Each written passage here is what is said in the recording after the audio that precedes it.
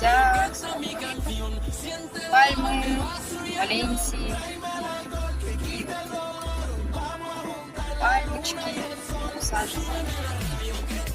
В жарких странах Да, это вот пляжи где-то. мы едем примерно на центральный пляж, да? Там получится парковаться, конечно. Да, здесь получится парковаться. Да, потому что с парковкой немножечко придется поискать, если кто хочет в Испанию, Валенсию, имейте в виду, парковки тут нужно прям быстро-быстро не тормозить и забивать. В основном все парковки платные, подземные платные, да? Да. Примерно. Ну, мы так по Google Map находим бесплатные, получается. Отъехать 10 от города можно бесплатно найти там возле Алькампо, примерно